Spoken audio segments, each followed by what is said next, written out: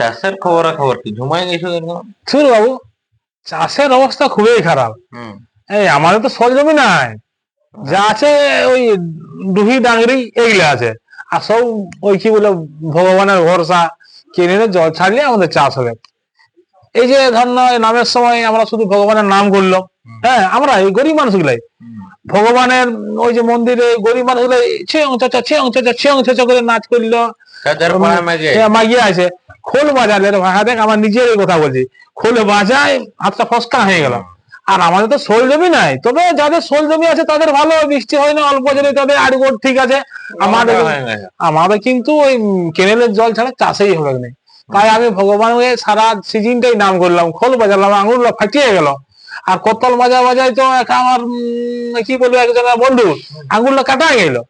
হ্যাঁ, সেও কিন্তু গরিব, কিন্তু ওই বড় জোর 10 থেকে 12 কাঠা জমি আছে, কেনেলের ভরসার জমি, সেই জমি আর লাগানোই হলো না। তাহলে আমরা যে সারা বছর ভগবানের নাম করলাম, তাহলে ভগবান কি আমাদের দিকে ঘুরেও তাকাচ্ছে না কেন? তাহলে ভগবানের কাছে আর আমরা কতদিন অপেক্ষা করব? আর জমি পড়েই থাকবে।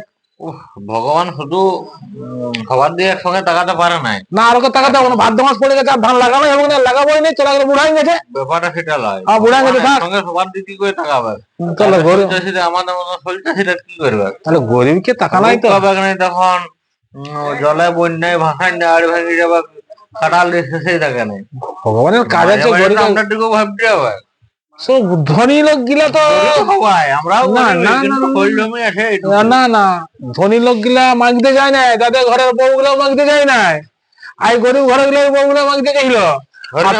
হ্যাঁ, না রে বাবু, আমাদের যদি লড়িয়ে জোর করে যাওয়ার ইচ্ছা নাই। লড়িয়ে সেই অলখেওড়া লোক গিলা, ওরা কি বলে কালা পিঠার লোক গিলা মাগিয়েছে।